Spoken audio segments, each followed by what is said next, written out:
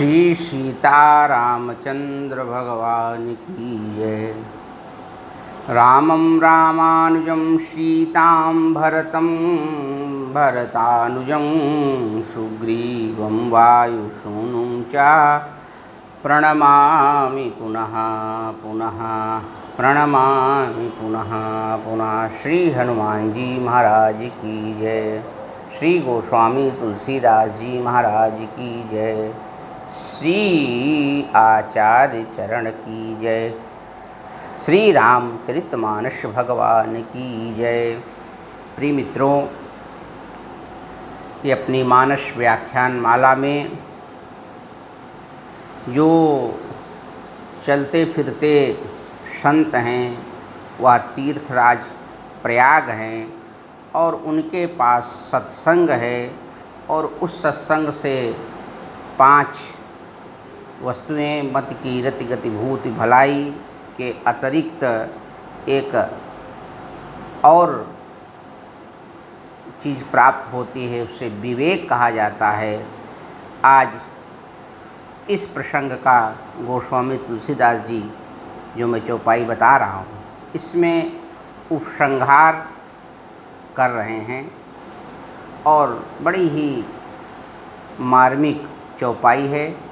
उसका मैं वाचन करता हूँ, आप ध्यान से सुने और आनंद लें। सतसंगति मुद मंगल मूला, सोई फल सीधी सब साधन फूला। सतसंगति मुद मंगल मूला, सोई फल सीधी सब साधन फूला। सोई फल सीधी सब साधन फूला। सतसंगति मुद मंगल मूला। तो यह जो चौपाई है इसका शब्दार्थ देखें और इसमें प्रत्येक शब्द जो आया है उसके विषय में उसका शब्दार्थ मैं पूर्व बता चुका हूँ, लेकिन आइए एक बार यहाँ पर भी आपको स्मरण में लाता हूँ। सत्संगत माने आपको पता है संतों का संग, मुद माने प्रसन्नता और मंगल माने कल्याण और मूला माने जो मूल है। मूल माने जैसे कोई वृक्ष का मूल होता है, जड़ होती है, जिस पे वस्तु टिकी रहती है उसको मूल कहते हैं। अगर व्यक्ति अपने मूल को खो देता है तो अस्तित्व विहीन हो जाता है। इसलिए मूल माने जो अस्तित्व को बनाए रखे, जिस पे जो मूल आधार है, जिसके आधार पे हम टिके रहते हैं, जीवित रहते हैं। जैसे शरीर में अगर आपसे पूछा जाए मूल क्या है, इस शरीर में पूछा जाए मूल क्या है, किसके आधार यह शरीर चलता है, तो ये जो हमारे शरीर में पीठ में जो हड्डी है ये हमारे शरीर का मूल है। इसके आधार पे सारा शरीर टिका हुआ है। ऐसे ही ये जो सत्संग का मूल है वो क्या है, और आइए चलेंगे गहराई में, तब चर्चा करेंगे। और सो माने निश्चित, फल माने परिणाम, और सिद्धि माने संपत्ति इत्यादि जितनी प्रकार की जो आपकी अपेक्षा है जो प्राप्त हो जाए वो सिद्धि। और सब माने संपूर्ण, और साधन माने जिसके द्वारा हम अपने साध्य को प्राप्त करते हैं वो साधन। इससे यात्रा में बस और ट्रेन साधन है,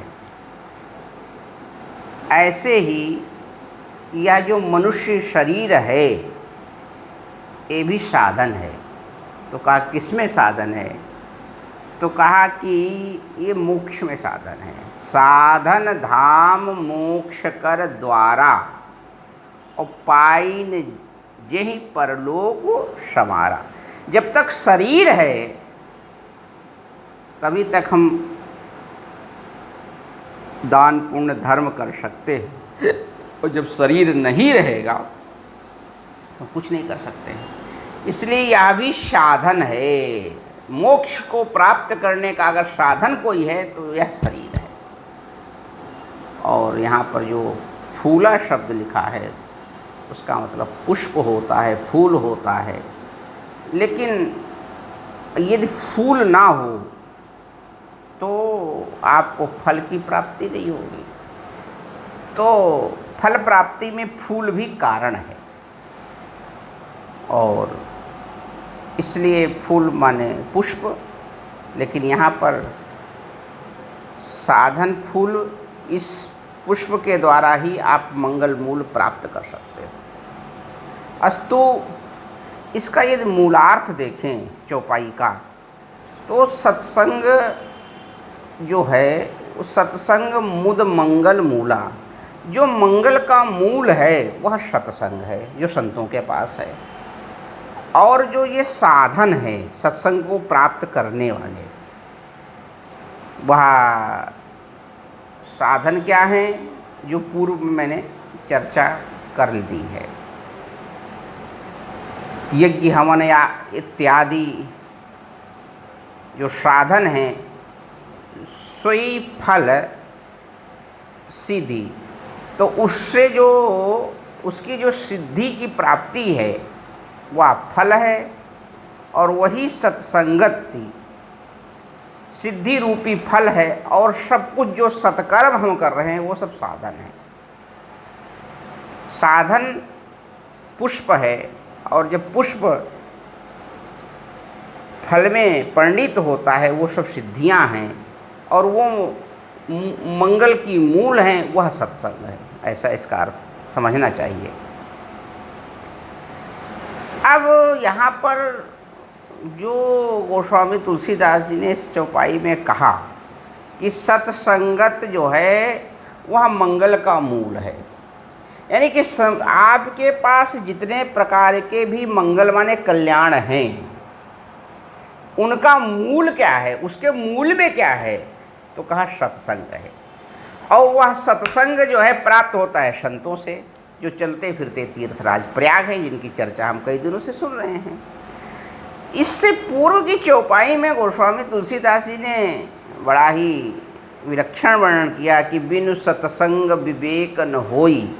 तो यानी कि आपको मति पानी है, कीर्ति पानी है, गति पानी है, कुछ भी प्राप्त करना है, मति, कीर्ति, गति, भूति और भलाई, यहाँ तक विवेक, तो उसके लिए सत्संग चाहिए। यानी कि सत्संग के बिना सृष्टि में कुछ आपका कल्याण हो ही नहीं सकता है, ऐसा कह सकते हैं आप। तो वह सत्संग सब सुखों का मूल है, और वह जो सत्संग सुखों का मूल है वह संतों के पास है। और संत हमारे जीवन में कैसे आएंगे? तो कहा उसके लिए भगवत कृपा चाहिए, और जब भगवत कृपा होगी तो सत्संग संत आएंगे, जो संत आएंगे तो सत्संग होगा। इससे पूर्व मैंने चर्चा की थी कि भगवान की कृपा कैसे हो, और भगवान की कृपा वास्तव में बड़ी ही सुलभ है, इतनी सुलभ है। गोस्वामी तुलसीदास जी के अगर हम शब्दों में देखें ईश्वर कृपा कैसे होती है, तो गोस्वामी तुलसीदास के शब्दों में मैं आपको बताना चाहता हूँ। बड़ा सरल और बड़ा श्रेष्ठ मार्ग है, और बड़ी मार्मिक चौपाई है, मेरे मन में स्मरण में आ रही है कि मन क्रम वचन छाड़ी चतुराई, मन क्रम वचन, कठिन है, सरल नहीं है। मन क्रम वचन और छाड़ी चतुराई, और भजती कृपा करी हैं रघुराई। हम मन से, वचन से और कर्म से, कर्म तो दिखाई पड़ता है, लेकिन जो मन से होता है पाप, वह दिखाई नहीं पड़ता है, और वही हमारी कृपा, रघुनाथ की कृपा में बाधक है। आप मन से पवित्र बनो, वचन से पवित्र बनो और कर्म से पवित्र बनो। मन क्रम वचन छाड़ी चतुराई, भजती कृपा करी हैं रघुराई। और जब ईश्वर कृपा होगी तो संत आएंगे, और संत आएंगे तो सत्संग आएगा, वही इस मंगल का मूल है। सत्संग की बड़ी श्रेष्ठ महिमा है। तात स्वर्ग अपवर्ग सुख धरिय तुलाय कंग, तूलन ताही सकल मिली जव सुख लव सत्संग। तो हमारे दुखों का यदि कोई निवारण कर सकता है तो वह सत्संग है। इसलिए जीवन में जब भी अवसर लगे, जितना अवसर लगे, सत्संग करो, सत्संग करो, सत्संग करो, सत्संग करो, सत्संग करो। और जब जीवन में सत्संग आएगा तो आपके जीवन का जितना भी कष्ट है, मोह है, दुख है, संशय है, सब समाप्त हो जाएगा, और वही मंगल का मूल है। सत्संगत मुत मंगल मूला, सोई फल सिद्धि सब साधन फूला। बिनु सत्संग न हरि कथा, तेहि विद मोह न भाग। मोह गए बिन राम पद, होई न दृढ़ अनुराग। यह मोह, मन क्रम वचन, ये सारी चीज़ें जो हैं, इनको त्याग करके रघुनाथ जी में स्नेह हो जाए, और वहाँ कुछ नहीं है। एक श्लोक याद आ रहा है मेरे को, मैं श्लोक क्या है राम जी, तुलसी दल मात्रेण जलेन चुल्लुकेन वै, अविक्रियते स्वात्मानं भक्तव्यो भक्तवत्सलः। ईश्वर जो है बहुत थोड़े से साधन में प्रसन्न हो जाता है। कहते कैसे कि तुलसी दल मात्रेण, एक तुलसी दस, और जलेन चुल्लुकेन वै, विक्रियते स्वात्मानं भक्तव्यो भक्तवत्सलः। तो मन क्रम वचन छाड़ी चतुराई, भजती कृपा करी हैं रघुराई। ईश्वर की कृपा होगी जीवन में तो हमारे पास सब कुछ आ जाएगा, इसमें कोई संदेह नहीं है। और ये सत्संग की महिमा ये नहीं कि आप इसको बहुत ज़्यादा मात्रा में करो। जब भी अवसर लगे, एक क्षण का अवसर लगे, एक सेकंड का अवसर लगे, तो उससे आपके जीवन में परिवर्तन हो सकता है। सत्संग के लिए ये नहीं कि आप घंटे 2 घंटे 4 घंटे करते रहो, करो, अच्छी बात है, लेकिन एक दंड का भी सत्संग आपके जीवन को परिवर्तित कर सकता है। एक दंड का, एक क्षण का, एक निमेष मात्र का। सत्संगति दुर्लभ संसारा, निमिष दंड भरी एक वारा। थोड़े से भी समय का किया गया सत्संग आपके जीवन में परिवर्तन ला सकता है। और गोस्वामी तुलसीदास जी कहते हैं कि साधन, जितने भी प्रकार के साधन हैं वो सब कुछ सत्संग से ही प्राप्त हो सकता है। अब एक प्रश्न ये आ रहा था जिसका मैं आपको उत्तर दे रहा हूँ कि ईश्वर कृपा हो तो भी सत्संग प्राप्त होता है, लेकिन गोस्वामी तुलसीदास जी एक और भी साधन बताते हैं सत्संग को प्राप्त करने का। वो उत्तरकांड में है। क्या है कि आपके पास में पुण्य हो और उन पुण्य के प्रभाव से भी आपके जीवन में सत्संग आ जाएगा। तो कहा कि वह पुण्य कैसा हो? कहा सत्कर्म का पुण्य हो। और जब सत्कर्म होगा तो सत्कर्म कैसे करोगे? तो कहा कि आप ब्राह्मणों की सेवा करो, उनकी अर्चना वंदना करो, और उससे भी ठाकुर जी रीझते हैं, प्रसन्न होते हैं। पुण्य पुंज बिनु मिलैन संता, और सत्संगति संसित कर अंता। और पुण्य एक जगमा नहीं दूजा, मन क्रम वचन विप्र पद पूजा। मन से वचन से आप विप्रों की सेवा करो, और अगर विप्रों की सेवा करोगे तो ठाकुर रीझ जाएंगे, प्रसन्न हो जाएंगे, और उससे भी आपके जीवन में परिवर्तन आ जाएगा। ये सत्संग भी दो प्रकार के हैं। सत्संग भी दो प्रकार के हैं। एक कृपा साध्य है और दूसरा साधन साध्य है। कृपा साध्य माने कि ईश्वर कृपा कर दें, जब द्रवहि दीन दयाल राघव।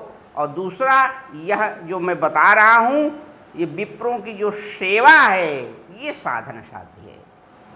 ये जब दोनों प्रकार का सत्संग प्रकार है, सत्संग को प्राप्त करने का, एक कृपा साध्य है और एक साधन साध्य है। तो आप यदि दोनों प्रकार के सत्संग को प्राप्त करना चाहते हो तो यह आपके हाथ में है कि आप ईश्वर को प्रसन्न करते हो या ईश्वर जिनसे प्रसन्न होता है से ब्राह्मणों को प्रसन्न करते हो, तो उससे आपके जीवन में सत्संग आ जाएगा। और जब सत्संग आ जाएगा तो वही सत्संग, सत्संगत मूद मंगल मूला, ये सत्संग ही हमारे कल्याण का मूल है। मूल माने जिसमें हम स्थिर हैं, जिसके द्वारा हम डिगे हुए हैं। जैसे वृक्ष का मूल उसकी जड़ होता है, मनुष्य की का मूल उसकी पीठ की हड्डी है, ऐसे धर्म का मूल क्या है? तो कहा सत्संग है, सत्संग है, सत्संग है। और सत्संग हमारे जीवन में आएगा तो हमको सब कुछ प्राप्त हो जाएगा, इसमें कोई संदेह नहीं है। इसलिए खूब संतों की सेवा करो, ब्राह्मणों की सेवा करो, ठाकुर की सेवा करो, भगवान रीझ जाएं और आपको अच्छा कोई संत आपके जीवन में आए और वो आपको उपदेश करे और उस उपदेश से आपका कल्याण हो। ये जो प्रसंग है, जो तीर्थराज प्रयाग से गोस्वामी तुलसीदास ने प्रारंभ किया था, आज उसका यहाँ पर उपसंहार हो रहा है और आगे की चर्चा कल पुनः अगले वीडियो में करेंगे। तब तक सादर जय सिया राम, जय सिया राम, जय सिया राम।